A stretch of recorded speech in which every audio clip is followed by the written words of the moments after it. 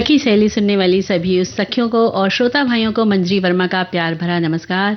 और हमारे साथ आज है आरती श्रीवास्तव। तो आरती, आपको भी मेरा प्यार भरा नमस्कार। मंजरी जी, आपको और सभी सखियों को, सभी सखाओं को आरती श्रीवास्तव का बहुत बहुत प्यार भरा नमस्कार। तो आरती देखो, हम लोग फिर काफी दिनों बाद मंच पर मिल रहे हैं, तो बस इसी तरह गप्पे करेंगे हम लोग खूब सारी। बिल्कुल। और आज के विषय क्या है आरती? आज हम विषय लेकर आए हैं हमारे त्योहार और एकात्मता, यानी कि त्योहारों में क्या एकता होती है वो हमें बताना है, सब बात करनी। तो आप भी बताइए कि आप किस तरह से त्योहार मनाते हैं, सारे त्योहार किस तरह से मिल के सबके साथ मनाते हैं। तो वो जो एकता में अनेकता की झलक होती है वो आपके नजरिए से कैसी होती है, आप कैसे करते हैं, ये बताइए हमें लिखकर। बिल्कुल। और राष्ट्रीय क्रीड़ा दिवस है, उस पर भी हम बात करेंगे। और पर्यटन में आरती कहाँ लेके चल रही हो? हम आज जाएंगे बादलों के देश में। वैसे तो मुझे मालूम है क्या कहने वाली है कि पूरा देश ही इस समय बादलों का देश बना हुआ है, लेकिन वो एक जगह ऐसी है ना कि उसको बादलों का देश, जो शहर है वो कहा जाता है, बादलों का शहर। तो उसका नाम है मेघमलई, जो कि है तमिलनाडु में, जैसे कि नाम से ही पता चल रहा है मेघमलई, यानी कि मेघों की मलाई वहाँ वाइट जमी रहती है। बिल्कुल, है ना? तो और मुझे कुछ कहना है, यानी कि तुम फिर आज ऐसा विषय लेके आई हो कि मंजरी आई है तो कुछ बोलेगी। ये मैंने एकदम विशेष तौर पर आपके लिए विषय निकाल के रखा था, और साथ ही अपने सखियों के लिए, सखाओं के लिए, ताकि वो बताएं हमें अपने अपने एक्सपीरियंस कि उन्हें क्या मतलब ऐसा अनुभव हुआ है उनके साथ में, कि अगर कोई उनके काम में वो इतने मन से निकालें, ना निकालें हर काम में मील मेघ। यानी कि भाई बहुत अच्छा सा विषय है। लेकिन आरती, इसके साथ आज हम कुछ और विषयों पर भी चर्चा करने वाले हैं, जो है आज है ऋषि पंचमी। जी हाँ, इसके बारे में बात करेंगे। तो ऋषि पंचमी का बड़ा महत्व माना गया है। ये पर्व भाद्रपद के शुक्ल पक्ष की पंचमी यानी हरतालिका तीज के 2 दिन और गणेश उत्सव की गणेश चतुर्थी के 1 दिन बाद आता है। ऋषि पंचमी इस बार 28 अगस्त 2025 गुरुवार यानी आज है जी। और इसी दिन दिगंबर जैन समुदाय का 10 दिवसीय पर्युषण महापर्व की शुरुआत भी होती है। ऋषि पंचमी पर कश्यप ऋषि की जयंती भी रहती है, यानी बहुत सारी चीजें एक साथ इस दिन पड़ रही हैं। और जैन धर्म का जो पर्युषण पर्व होता है वो तो बहुत ही बड़ा पर्व होता है। और इस दिन प्रातःकाल जल्दी उठकर स्नान आदि से निवृत्त होकर सप्तऋषियों की पूजा की जाती है। इसके लिए हल्दी से दीवार या भूमि पर तारे सितारों के साथ सप्तऋषियों की आकृति बनाकर उनकी पूजा विधि विधान से की जाती है। और इसके साथ साथ अपने घर को साफ भी करा जाता है, और हल्दी, कुमकुम, रोली आदि से चौकोर मंडल बनाकर उस पर सप्तऋषियों की स्थापना करते हैं। यानी जिसके यहाँ जैसा बनाया जाता हो, चौक पूर्णा जिसे कहते हैं, उस तरह से करेंगे। गंध, पुष्प, धूप, दीप, नैवेद्य आदि से पूजन करके निम्न मंत्र से सप्तऋषियों को अर्घ्य देते हैं। और तत्पश्चात बिना बोया पृथ्वी में पैदा हुआ शाक आदि आहार करके ब्रह्मचर्य का पालन करके व्रत करते हैं। यानी कि कुछ लोग पहले से ही तैयारी करते हैं ऋषि पंचमी के लिए, कि अपने घर में जो जगह होती है वहां पर कुछ चीजें बो लेते हैं जिनको वो उस दिन तैयार होने पर खाएंगे। जी। और ऋषि पंचमी के दिन सप्तऋषियों यानी कि कश्यप ऋषि और अत्रि, भरद्वाज, वशिष्ठ, गौतम, जमदग्नि और विश्वामित्र की पूजा की जाती है। और ऋषि पंचमी के दिन व्रत करने वालों को साठी का चावल यानी कि मूर्धन और दही का सेवन करते हैं वो लोग। और इसके अलावा फल, दूध और उबली हुई सब्जियां भी वो खाते हैं। और इस दिन हल से जुता हुआ अनाज, गेहूं, चावल, मैदा, बेसन, सूजी, मक्का, नमक, सेंधा नमक, ये सब चीजें खाते हैं वो लोग जो व्रत करते हैं। और दालें, प्याज और लहसुन, तला हुआ भोजन, शुद्ध घी का उपयोग करते हैं। और आरती, ये तो बात है, ये त्योहारों की बात हमने करी, लेकिन कुछ हमारे और दिवस भी हैं। जैसे परमाणु परीक्षण विरोधी अंतर्राष्ट्रीय दिवस है, जो 29 अगस्त को मनाया जाता है। और इसकी स्थापना 2 दिसंबर 2009 को संयुक्त राष्ट्र महासभा ने की थी। और इसके साथ ही आगे, और इसका उद्देश्य लोगों को परमाणु हथियारों से होने वाले नुकसान और उसके दुष्प्रभावों के बारे में उन्हें जागरूक करना है। और ये पहली बार वर्ष 2010 में मनाया गया था। ये दिवस है। और इसके साथ एक और दिवस है, जबरन या अनैच्छिक रूप से गायब किए गए अंतर्राष्ट्रीय दिवस है। हर साल संयुक्त राष्ट्र 30 अगस्त को दुनिया जबरन गुमशुदगी के शिकार लोगों का अंतर्राष्ट्रीय दिवस मनाती है। संयुक्त राष्ट्र महासभा द्वारा 2010 में स्थापित इस दिवस का उद्देश्य उन व्यक्तियों के भाग्य की ओर ध्यान आकर्षित करना है। बिल्कुल। और जिन्हें अक्सर जो सरकारी अधिकारी, मतलब कभी कभी ऐसा होता है कि कोई गायब हो गया, उसकी गुमशुदगी है, तो उसका पता लगाना, इस तरह जो उसके परिवार को झेलना पड़ता है, तो उस चीज के लिए ये दिवस मनाया जाता है। और साथ ही आज एक और महत्वपूर्ण दिवस है, आज है अमृता प्रीतम जी का जन्म दिवस। और अमृता प्रीतम जी का जन्म हुआ था 1919 में गुजरांवाला, पंजाब में। और बचपन और शिक्षा लाहौर में हुई उनकी। और किशोरावस्था में ही वो लिखने लगी थी। उन्होंने कविता, कहानी, निबंध और बहुत सारी चीजें करी उन्होंने। 19 1957 में उन्हें साहित्य अकादमी पुरस्कार, 1958 में पंजाब सरकार के भाषा विभाग द्वारा पुरस्कार दिया गया और 1988 में उन्हें बल्गारिया वैरोव पुरस्कार दिया गया, जो कि अंतर्राष्ट्रीय पुरस्कार है। और 1982 में भारत के सर्वोच्च साहित्यिक पुरस्कार ज्ञानपीठ पुरस्कार से उनको सम्मानित किया गया। उन्हें अपनी पंजाबी कविता अज आँखां वारिस शाहनू के लिए बहुत प्रसिद्धि प्राप्त हुई थी और अंतिम दिनों में अमृता प्रीतम को भारत का दूसरा सबसे बड़ा सम्मान पद्म विभूषण भी प्राप्त हुआ। बिल्कुल, तो आज हमें इनकी भी चर्चा करनी थी। और देखो, जो त्योहार की बात करनी है, ऋषि पंचमी की आज है, हम बात कर रहे हैं, तो हम लोग एक गीत की ओर बढ़ते हैं, फिर हम आगे चर्चा करेंगे। जी।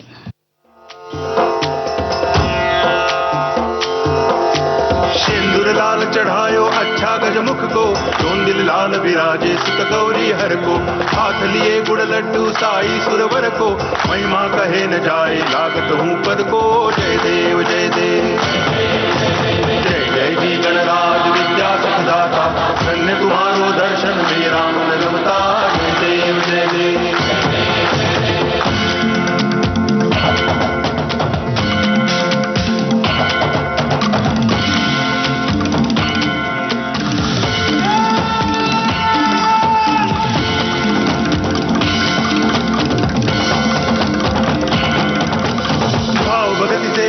शरणागत आवे, संतति संपत्ति सब ही भरपूर पावे, ऐसे तुम महाराज मोको अति भावे, गोसावी नंदन निज दिन गुण गावे। जय देव जय देव, जय जय जी गणराज विद्या सुखदाता, धन्य तुम्हारो दर्शन मेरा मन रमता।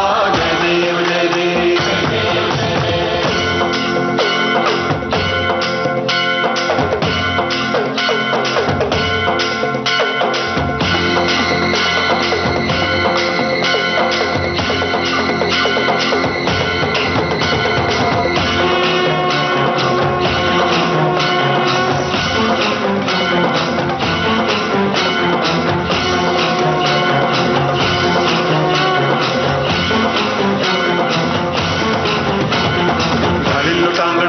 चरण डोळ्यान पाहिन रूप तुझे, प्रेमे अलंगिन आनंद पूजन भावे वाळिन म्हणे नामा, त्वमेव माता पिता त्वमेव, त्वमेव बंधुश्च सखा त्वमेव, त्वमेव विद्या तरुणं त्वमेव, त्वमेव सर्वं मम देव देव। कायेन वाचा मनसेन्द्रियैर्वा बुद्ध्यात्मना वा प्रकृति स्वभावा, करोमि यद्यत् सकलं परस्मै नारायणायति समर्पयामि। अच्युतं केशवं राम नारायणं कृष्ण दामोदरं वासुदेवं हरि, गिरिधरं माधवं गोपिका वल्लभं जानकी नायकं रामचंद्रं भजे। हरे राम राम राम हरे हरे, हरे कृष्ण कृष्ण कृष्ण हरे हरे, हरे राम राम।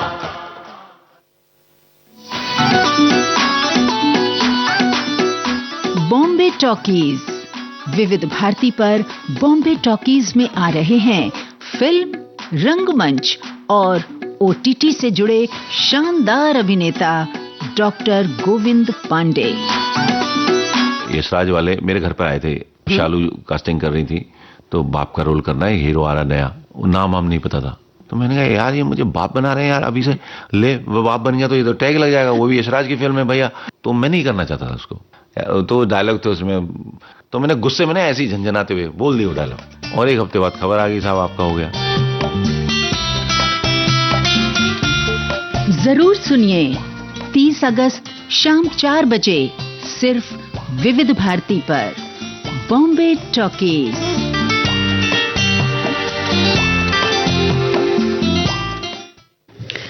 तो आरती भी, आज तुम पहले बताओ कहाँ घुमाने ले चल रही हो? आज हम जा रहे हैं, वैसे जैसे कि मैंने बताया था कि बादलों के शहर में चलते हैं, तो जब बादलों के शहर से आएंगे वापस फिर हम बाकी बातें करेंगे।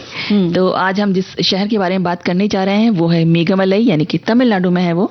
और मेघमलई जिसका कि तमिल में अर्थ है बादलों से घिरे हुए पहाड़, पश्चिमी घाट में तमिलनाडु के थेनी जिले में स्थित एक छोटा सा पहाड़ी गाँव है, जहाँ हरी भरी पहाड़ियाँ, चाय और कॉफी के बागान, झरने और वन्य जीवन है। ये प्राचीन मंदिरों, बागानों और व्यंजनों के साथ समृद्ध इतिहास और संस्कृति का भी केंद्र है।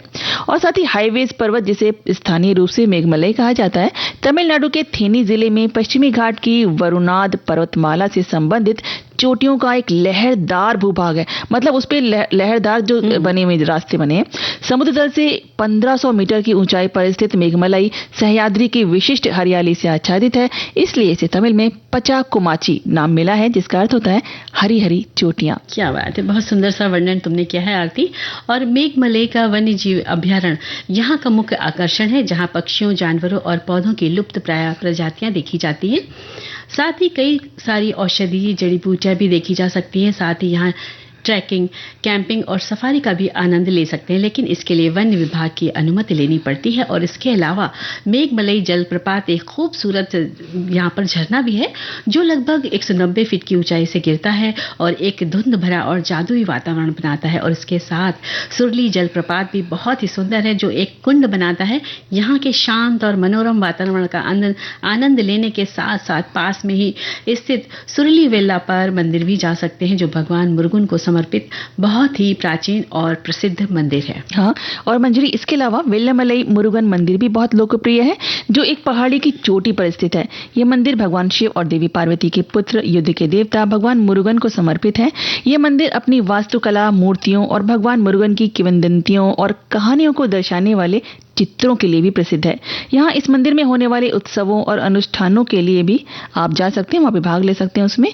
और मेघमलई का मंगला देवी मंदिर एक और प्राचीन मंदिर है, तो तमिलनाडु और केरल की सीमा पर लगभग 1337 मीटर की ऊंचाई पर स्थित है यह मंदिर। और यह मंदिर शुभता और समृद्धि की देवी मंगला देवी को समर्पित है। और आरती, मंगला देवी मंदिर घने जंगलों और पहाड़ियों से घिरा हुआ है और साल में केवल एक बार चित्र पूर्णिमा के दौरान ही खुलता है। इसके अलावा महाराजा में 2 व्यू पॉइंट है यहाँ पे, जहाँ से मेघमलई की पहाड़ियों, कुकुम्ब घाटी और पेरियार नदी का मनमोहक दृश्य दिखता है।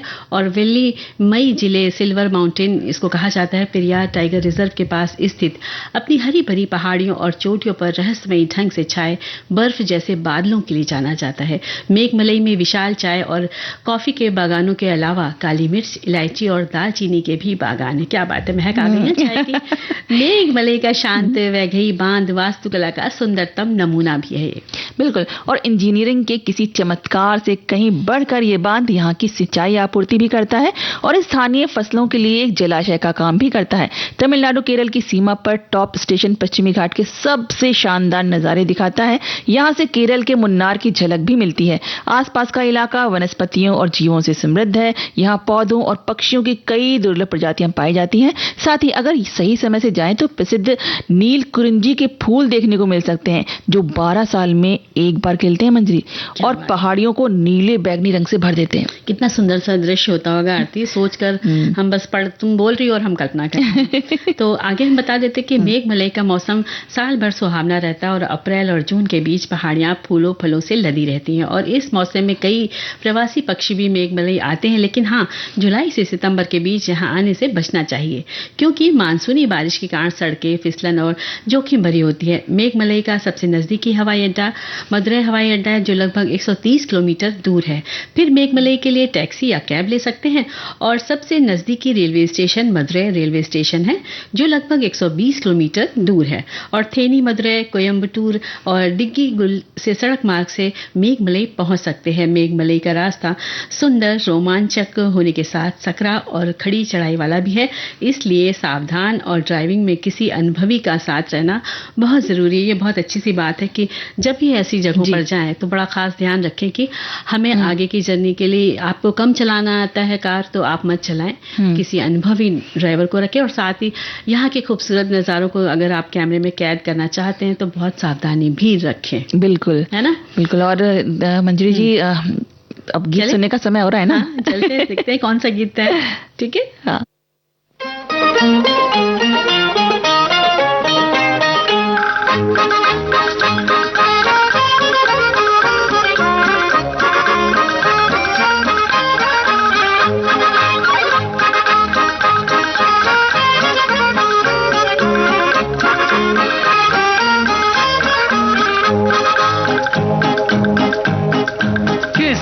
किसी से कभी न कभी कहीं न कहीं दिल लगाना पड़ेगा। किसी न न किसी से कभी न कभी कहीं न कहीं दिल लगाना पड़ेगा।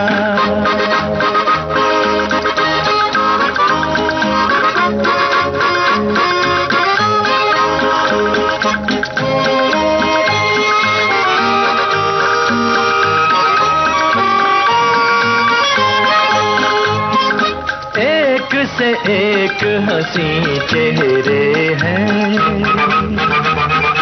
किस किस को मैं देखूं, किसको इनमें अपना समझूं, संग में अपने ले लूं। कोई रंगीली छैल छबीली, कोई रंगीली रसीली छैल छबीली आज मेरी जिंदगी में आके रहेगी। किसी न किसी से कभी न कभी कहीं न कहीं दिल लगाना पड़ेगा। किसी न किसी से कभी न कभी कहीं न कहीं दिल लगाना पड़ेगा।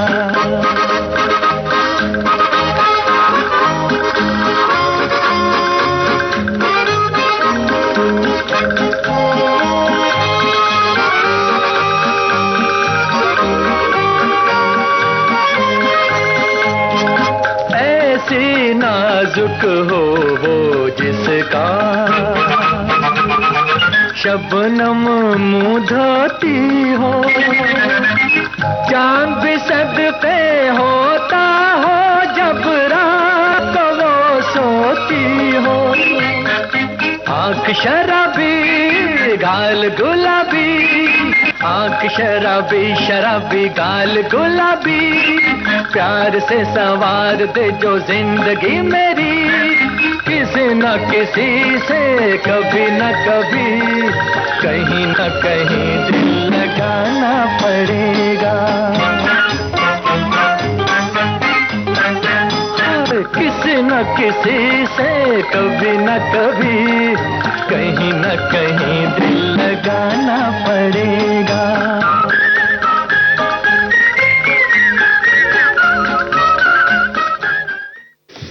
तो आरती देखो, हमारे त्योहार और एकात्मता, इसके बारे में भारत में त्योहार इसलिए दिलचस्प होते हैं क्योंकि हमें एक दूसरे की संस्कृतियों का सम्मान करने और उन्हें समझने का मौका मिलता है, और जहां विविध धर्म और संस्कृतियां रहती हैं। और इसके अलावा देश में हर साल आनंद लेने और मनाने के लिए ढेरों त्योहार होते हैं जो न केवल खुशियां लाते हैं बल्कि लोगों को एकता के सूत्र में भी बांधते हैं। बिल्कुल। और मंजरी, यही बातें कुछ कह रहे हैं हमारे श्रोता जो लिखते हैं कि त्योहार किसी समुदाय द्वारा मनाए जाने वाला एक आयोजन होता है और उस समुदाय उसके धर्म या संस्कृतियों के किसी विशिष्ट पहलू या पहलुओं पर केंद्रित होता है। इसे अक्सर स्थानीय या राष्ट्रीय अवकाश, मेला या ईद के रूप में मनाया जाता है। एक त्योहार वैश्वीकरण के विशिष्ट मामलों के साथ साथ उच्च संस्कृति निम्न संस्कृति के अंतर संबंध का भी प्रतिनिधित्व करता है। धर्म और लोक कथाओं के बाद एक महत्वपूर्ण उत्पत्ति कृषि है। भोजन इतना महत्वपूर्ण संसाधन है कि कई त्योहार फसल कटाई के समय से जुड़े होते हैं। बहुत से त्योहार होते हैं जो जो हमारे राष्ट्रीय त्योहार हैं वो तो अलग हैं ही, धार्मिक त्योहार, राष्ट्रीय त्योहार और फसलों की कटाई के त्योहार। मतलब भारत एक ऐसा मौसमी त्योहार भी मौसमी त्योहार, क्योंकि देखिए भारत एक ऐसा देश है ना जो जिसमें पूरा ब्रह्मांड समाया हुआ है, अगर ऐसा कहें। क्योंकि जैसे सितारे हैं अलग अलग तरीके के ग्रह हैं, प्लैनेट हैं, तो वैसी विविधता भरी हुई है हमारे इस भारत में। अलग अलग धर्म जाति को मानने वाले, अलग अलग भाषा बोलने वाले, चीजों को मानने वाले, संस्कृतियों के अलग अलग वहाँ के लोक गीत होते हैं, कुछ वहाँ के अपने धार्मिक भजन गीत वगैरह होते हैं, उनकी जो रौनक होती है। और इसके साथ साथ जो इन त्योहारों पे जो पहनते हैं कपड़े, अपने अपने त्योहार पे जो सजावट करते हैं घरों की, जो पहनते हैं कपड़े, पारंपरिक वेशभूषा जिसे कह लें, कंगन से लेके नथ तक, साड़ी तक, तरह तरह की वैरायटी होती है। तो उसका भी एक अपना महत्व होता है। और पूजा में कोई लाल रंग पहनना पसंद करता है, कोई हरा, पीला, ये तो तीन रंग मुख्य हैं। इसके साथ साथ सफेद भी है, किसी जगह पे गोल्डन बॉर्डर रहता है। तो सब तरह के अलग अलग वस्त्रों में भी श्रृंगार करके सब लोग मतलब महिलाओं के लिए तो इतना रहता है ना कि अब ये त्योहार आ रहा है, ये श्रृंगार करना है, हमें ये चीज पहननी है, इसमें ये करना है। पुरुषों के लिए भी श्रृंगार के पूरे साधन है, ऐसा नहीं है तो सजने संवरने के लिए है पुरुषों के लिए भी, अगर वो चाहें तो बिल्कुल वो भी कर सकते हैं, अपना सलून वलून जाएं, तैयार हुए जी। उसकी जाने की जरूरत नहीं, खुद देशी अपने उपचार करके भी। कहने का मतलब ये है ना कि जैसे महिलाएं हैं वो अपना साड़ी पहन सकती हैं, चाहे तो सलवार सूट पहन सकती हैं, गजरे लगाएंगी, पूरे 16 श्रृंगार कर सकती हैं, लेकिन पुरुषों में ये नहीं हो ना, ये चीज नहीं है ना, बस ये कमी है। ये कहने का मतलब है। ठीक है, फिर हम अगले संदेश की ओर बढ़ते हैं। हमारे साथी लिखते हैं कि त्योहार अवसर विशिष्ट सामुदायिक उद्देश्यों को पूरा करने के लिए कार्य करते हैं, विशेष रूप से देवी देवताओं या संतों का स्मरण या धन्यवाद के संबंध में उन्हें संरक्षक त्योहार कहा जाता है। वे मनोरंजन भी प्रदान कर सकते हैं जो बड़े पैमाने पर उत्पादित मनोरंजन के आगमन से पहले स्थानीय समुदायों के लिए विशेष रूप से महत्वपूर्ण था।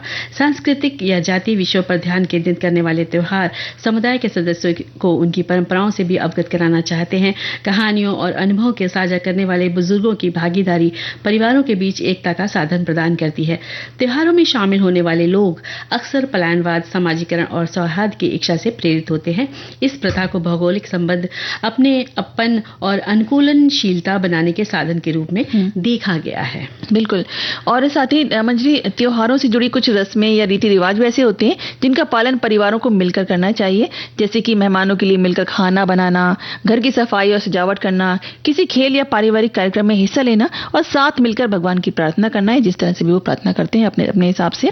इससे परिवारों के सदस्यों के बीच रिश्ते मजबूत होते हैं और एक दूसरे को अहमियत का एहसास होता है। त्योहार परिवार के लिए एक ऐसा सहज माहौल बनाते हैं जहां वो खुलकर बातचीत कर सकते हैं और एक दूसरे के प्रति अपनी जो भावनाएं हैं, अपना प्यार है, उसका इजहार कर सकते हैं। मतलब एक कहते हैं ना कि जैसे प्रार्थना करना है तो प्रार्थना तो हम घर में भी कर सकते हैं, तो फिर हम मंदिर क्यों जाते हैं? मंदिर इसलिए जाते हैं कि वो एक ऐसा स्थान बनाया हुआ है कि वहां जाकर हमें सिर्फ ध्यान करना है। तो उसी तरह से ये त्योहार एक ऐसी चीज है ना कि जब मालूम हमें एक त्योहार है तो सब मिलके कहीं भी हों, दूर दूर से, विदेशों में भी होंगे तो भी आएंगे अपने घर वापस और मिलकर त्योहार मनाएंगे और हम मिलकर एक गीत सुनेंगे।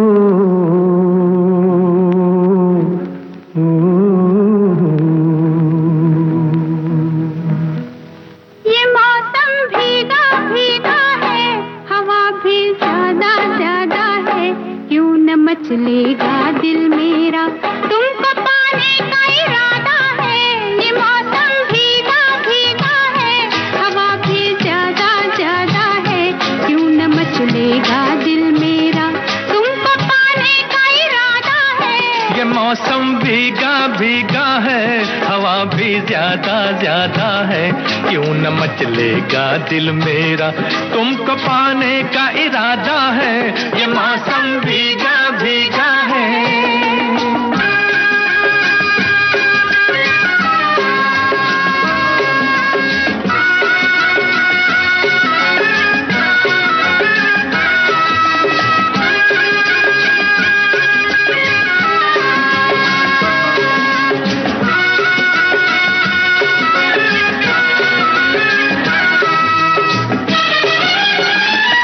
इजाजत हो तो मेरे सरकार के पहलू में आ जाऊं, इजाजत हो तो मेरे दिलदार के दिल में समा जाऊं।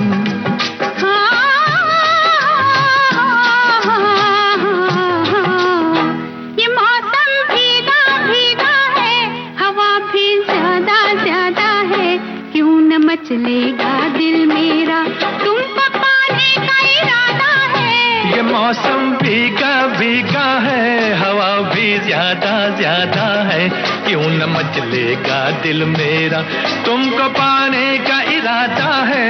ये मौसम भीगा भीगा है।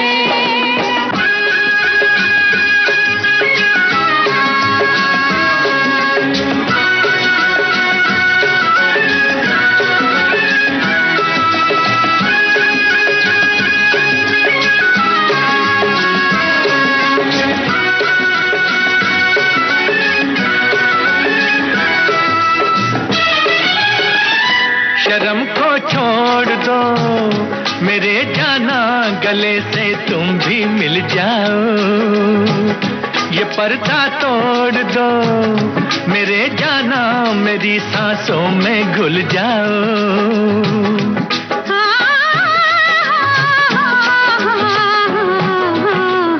ये मौसम भीगा भीगा है, हवा भी ज्यादा ज्यादा है, क्यों न मचलेगा दिल मेरा, तुमको पाने का इरादा है। ये मौसम भीगा भीगा है, हवा भी ज्यादा ज्यादा है, क्यों न मचलेगा दिल मेरा, तुमको पाने का इरादा है। ये मौसम भीगा भीगा है। तो भाई आरती, देखिए मौसम तो भीगा भीगा है ही, लेकिन हमारे पास संदेश भी बड़े प्यारे प्यारे से हैं। बरसात की जैसे। जी बिल्कुल, बताइए। और ये श्रोता जो है वो कहते हैं कि हमारे देश में त्योहार का महत्व निसंदेह है। इन त्योहार का महत्व समाज और राष्ट्र की एकता, समृद्धि, प्रेम, एकता, मेल मिलाप की दृष्टि से है। सांप्रदायिक एकता, धार्मिक समन्वय, सामाजिक समानता को हमारे भारतीय त्योहार समय समय पर घटित होकर हमारे अंदर उत्पन्न करते रहते हैं। जातीय भेदभावना और संकीर्णता के धुंध को ये त्योहार अपने अपार उल्लास और आनंद के द्वारा छिन्न भिन्न कर देते हैं। सबसे बड़ी बात तो ये होती है कि त्योहार अपने जन्मकाल से लेकर अब तक उसी पवित्रता और सात्विकता से की भावना को संजोए हुए हैं, और युग परिवर्तन और युग का प्रक्षेप इन त्योहारों के लिए कोई प्रभाव नहीं डाल सका। इन त्योहार का रूप चाहे बड़ा हो चाहे छोटा, चाहे एक क्षेत्र विशेष तक ही सीमित हो, चाहे संपूर्ण समाज और राष्ट्र को प्रभावित करने वाला हो, अवश्यमेव श्रद्धा और विश्वास, नैतिकता और विशुद्धता का परिचायक है। इससे कलुषता और हीनता की भावना समाप्त होती है और सच्चाई, निष्कपटता और आत्मविश्वास की उच्च और श्रेष्ठ भावना का जन्म होता है। और हमारे साथी लिखते हैं कि हमारे त्योहार और एकात्मता, हमारे उत्सव त्योहार यानी कुटुंब समाज सभी ने एक साथ मिलकर किया हुआ प्यार इजहार। क्या सावन में दही हंडी का त्योहार अकेले से बन पाएगा? एक साथ सहमति से 7 स्तर या 9 स्तर के मनोरे रच कर ही हंडी का नवनीत मिल जाता है। भाद्रपद महीने के सार्वजनिक गणेश उत्सव तो सामाजिक एकता का आदर्श ही है और ज्ञान, मनोरंजन, कला संधारण और व्यवसाय वृद्धि का आनंद यहाँ देखने को मिलता है। भारत में हर धर्म के सांस्कृतिक क्षण, उत्सव विविधता में एकात्मता के प्रतीक हैं। और मंजरी, एक और हमारे श्रोता हैं जो कहते हैं त्योहारों का पैमाना अलग अलग होता है। स्थान और उपस्थिति के लिहाज से वो स्थानीय से लेकर राष्ट्रीय स्तर तक हो सकते हैं। उदाहरण के लिए संगीत समारोह अक्सर अलग अलग समूहों के लोगों को एक साथ लाते हैं, जिससे वो स्थानीय और वैश्विक दोनों होते हैं। हालांकि अधिकांश त्योहार स्थानीय, मामूली और लोकप्रिय होते हैं। त्योहारों की बहुतायत उनकी कुल संख्या निर्धारित करने में काफी बाधा डालती है। पवित्र और धर्मनिरपेक्ष, ग्रामीण और शहरी लोगों और प्रतिष्ठान के दोधारी विभाजनों से परे त्योहारों में महत्वपूर्ण भिन्नता मौजूद है।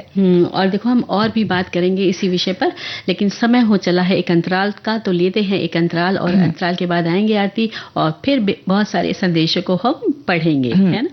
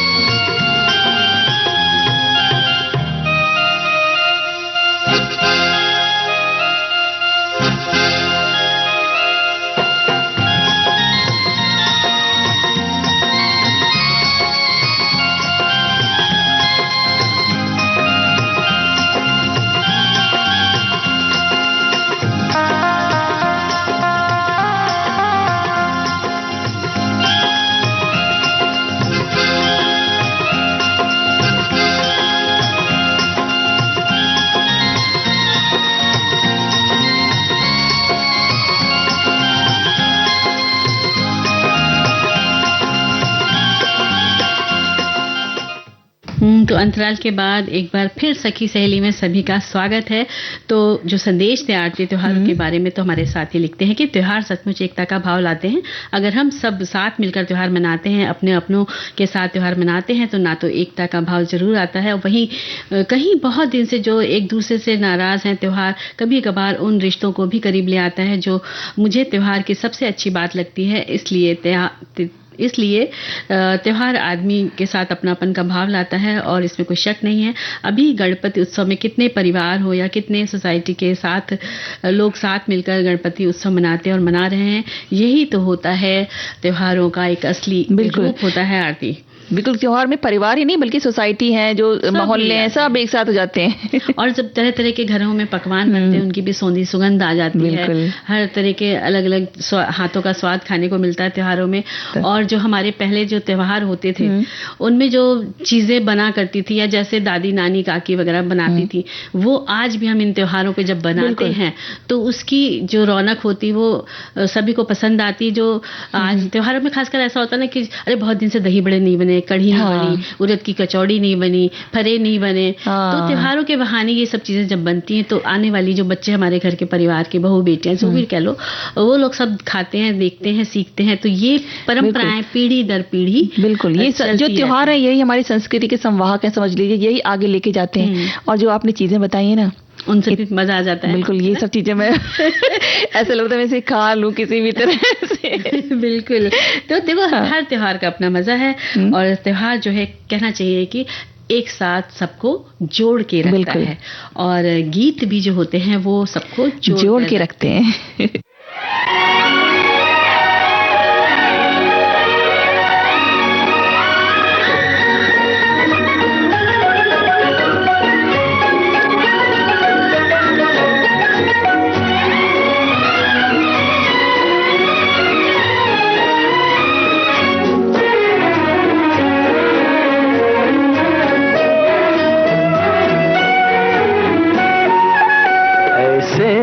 न देखो के बहक जाए कहीं हम, आखिर कोई किनसा है, फरिश्ता तो नहीं हम। ऐसी न कहो बात के मर जाए यही हम, आखिर कोई किनसा है, फरिश्ता तो नहीं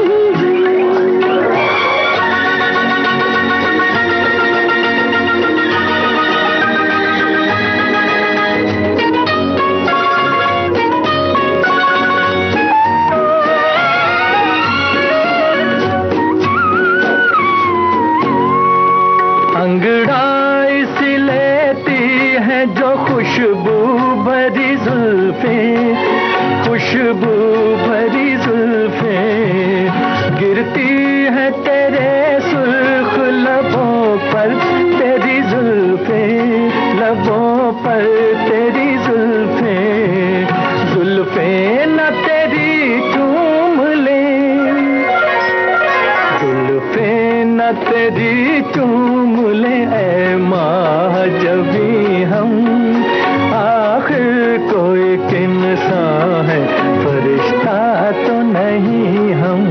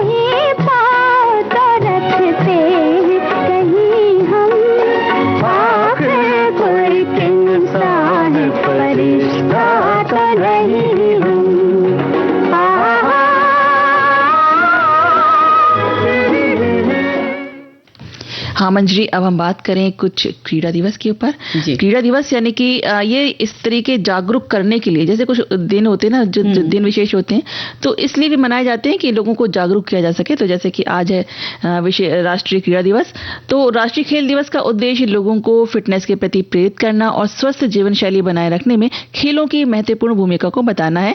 भारत 29 अगस्त को भारत के राष्ट्रीय खेल हॉकी है, उनके महानायक मेजर ध्यानचंद की जयंती पर राष्ट्रीय खेल दिवस मनाता है। मेजर ध्यानचंद का जन्म हुआ था 29 अगस्त 1905 को उत्तर प्रदेश के इलाहाबाद यानी कि आज का प्रयागराज, वहां पर हुआ था।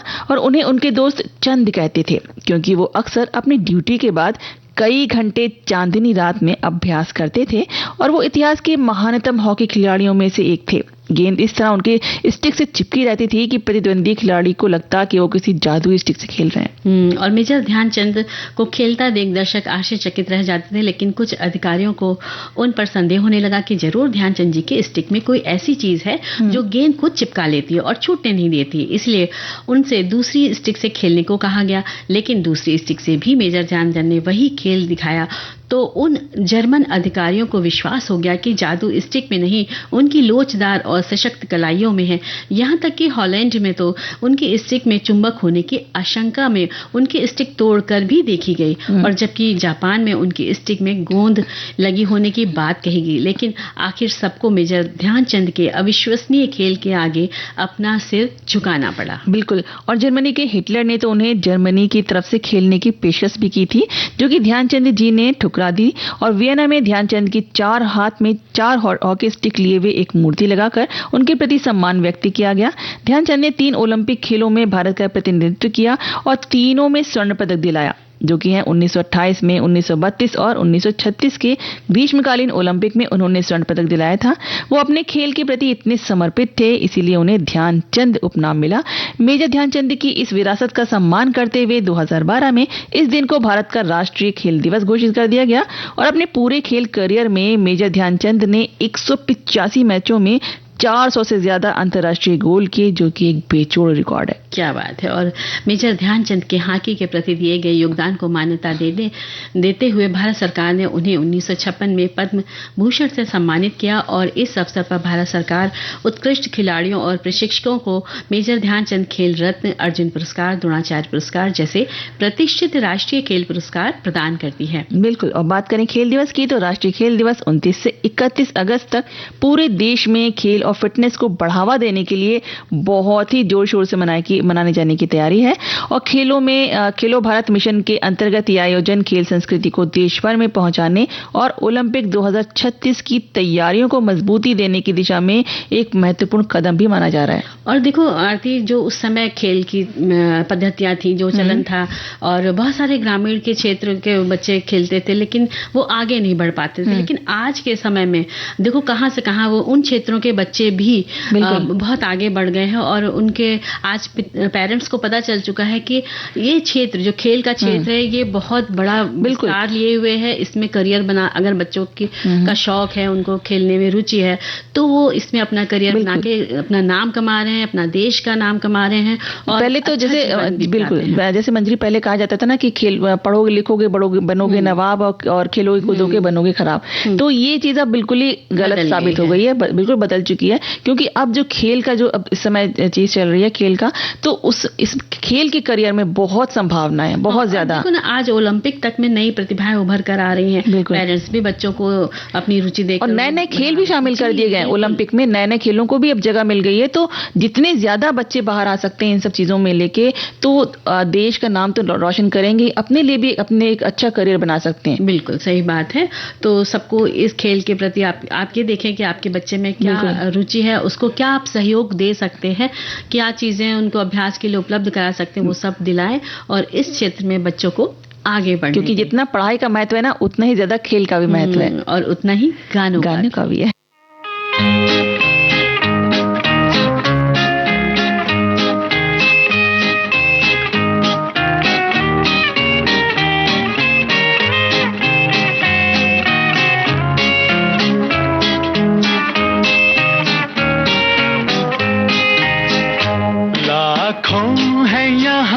दिल वाले और प्यार नहीं मिलता, आँखों में किसी की वफा का इकरार नहीं मिलता। लाखों हैं यहाँ दिल वाले और प्यार नहीं मिलता, वफा का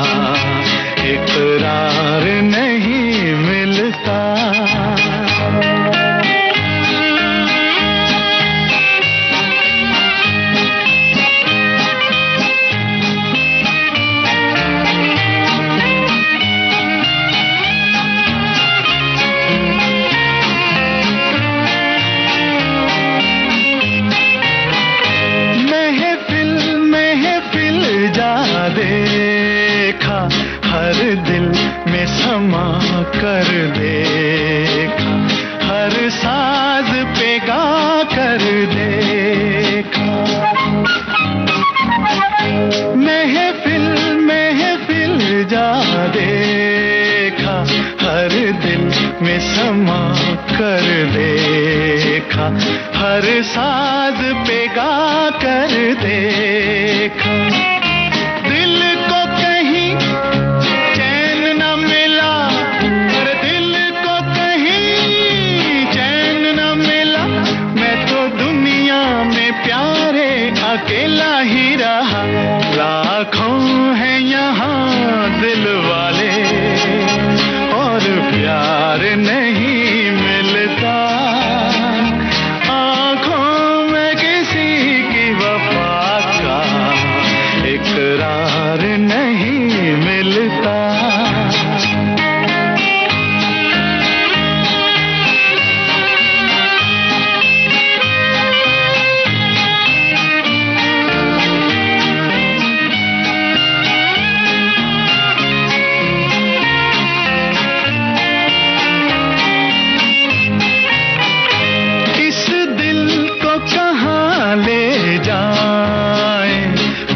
आप अगर फरमाए तो आपके हम हो जाए।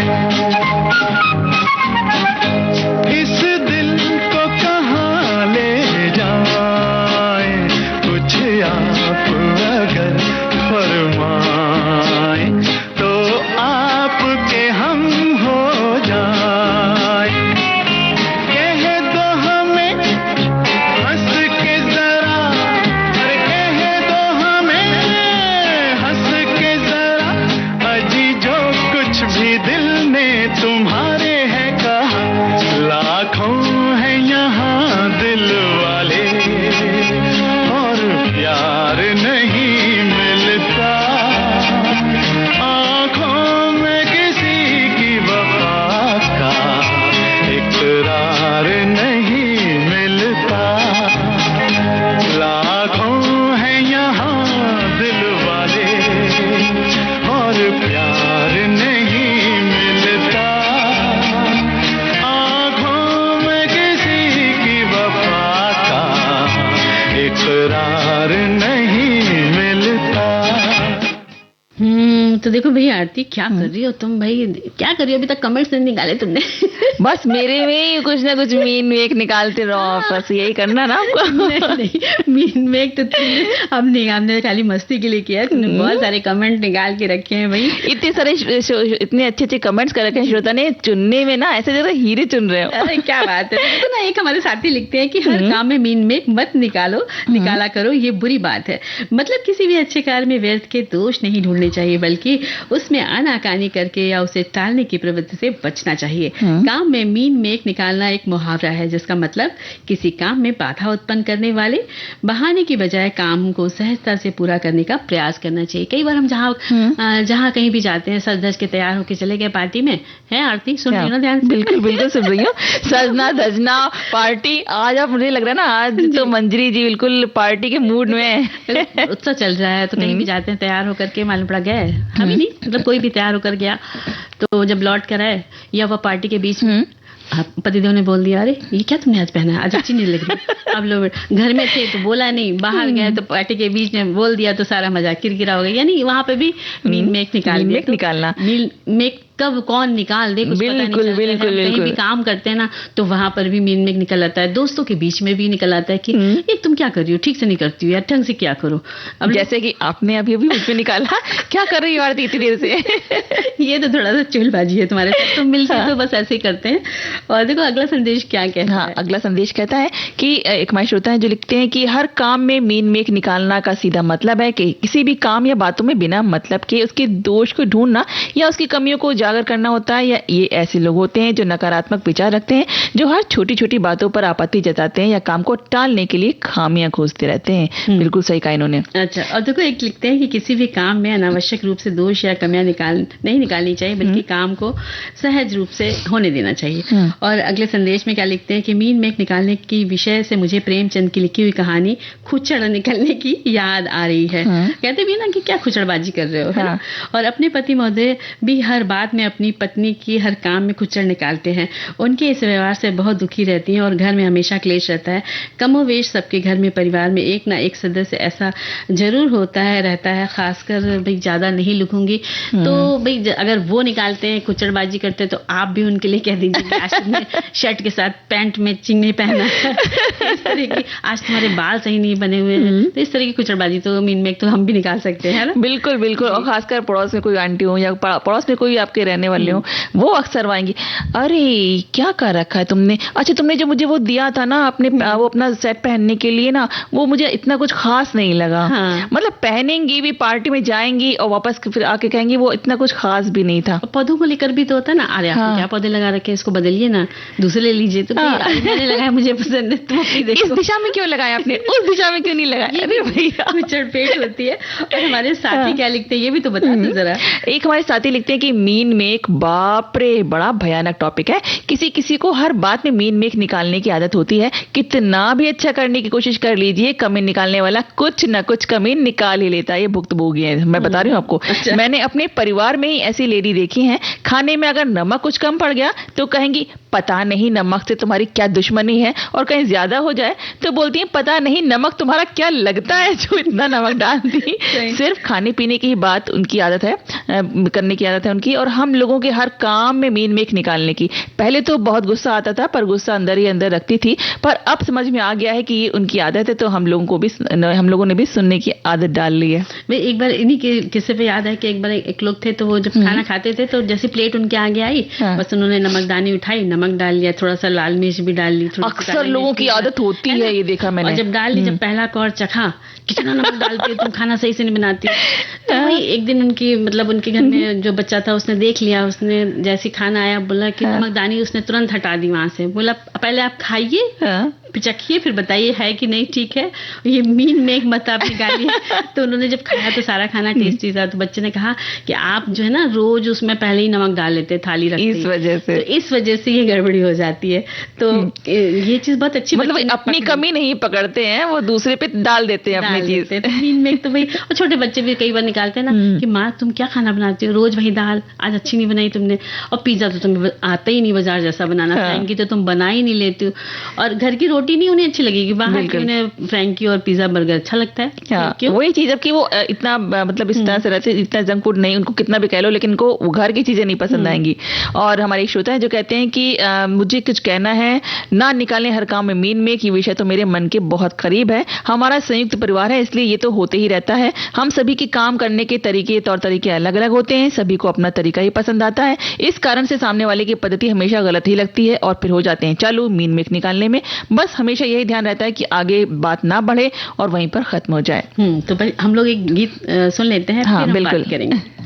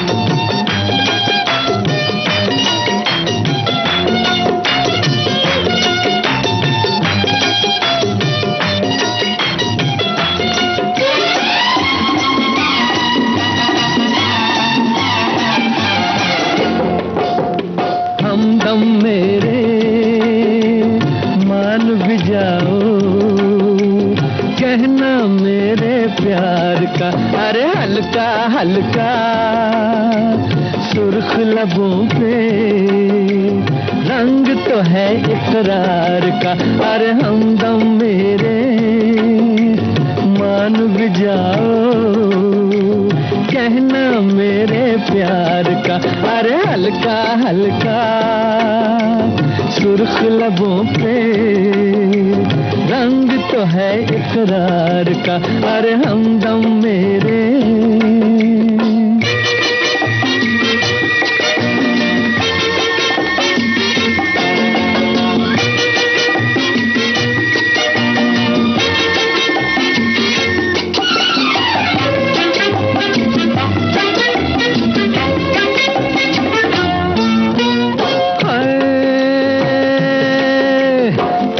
मोहब्बत की हवा पहले चलती है, फिर एक लट इनकार की रुख पे ढलती है।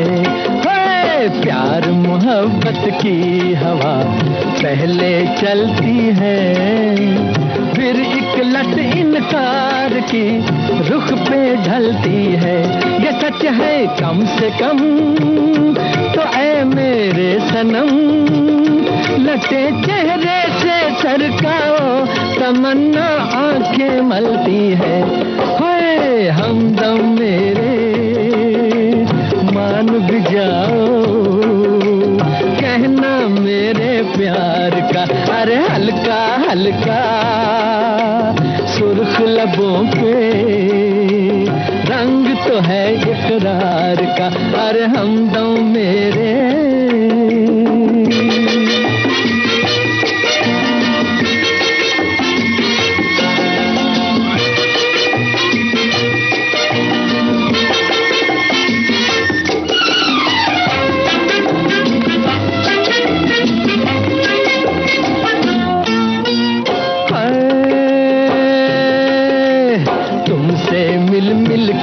सबा दुनिया महकाए, बादल ने चोरी किए आंचल के साए। है तुमसे मिल मिल के सबा दुनिया महकाए, बादल ने चोरी किए आंचल के साए।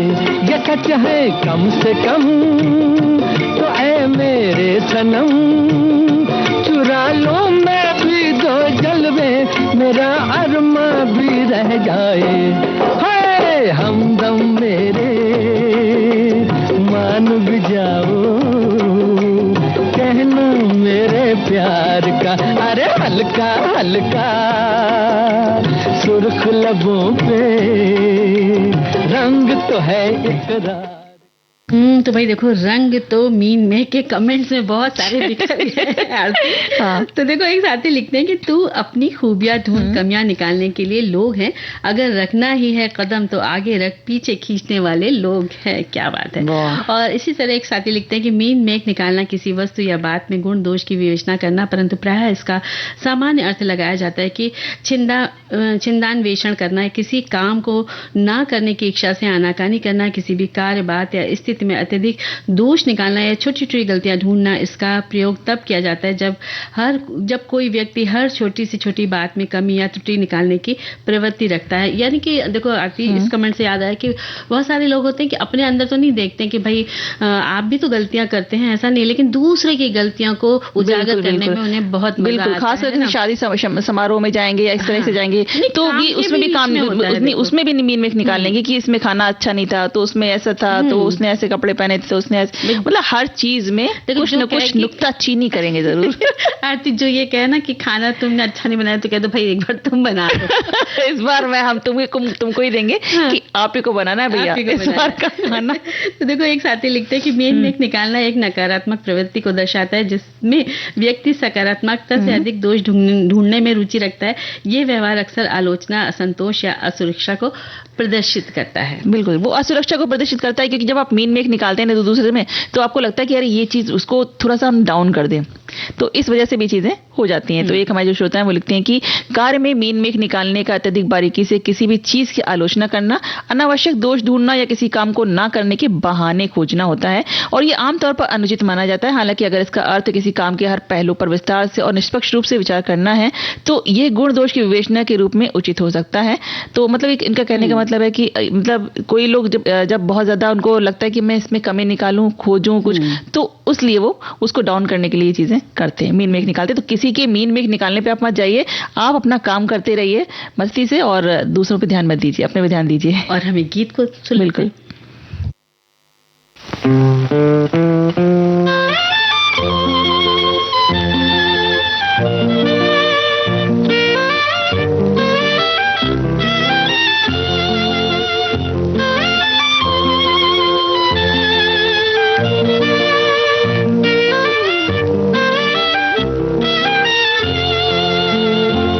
हमने तो दिल को आपके कदमों पे रख दिया, हमने तो दिल को आपके कदमों पे रख दिया।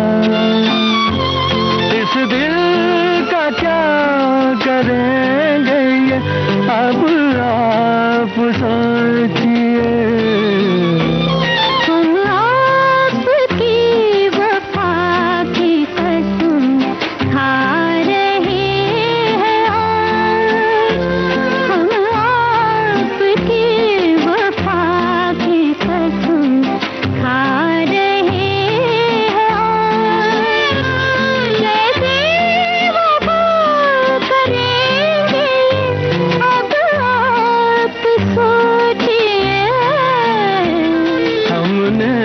तो दिल को आपके कदमों पे रख दिया।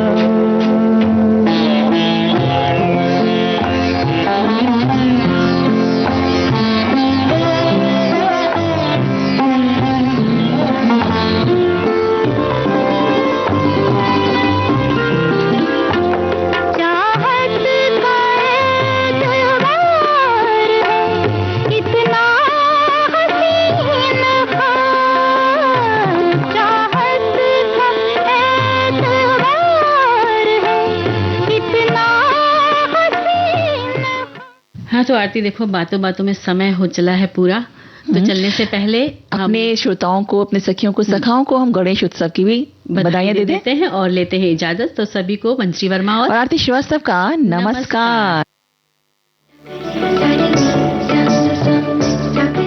कार्यक्रम की प्रस्तुतकर्ता अनुश्री पाठक।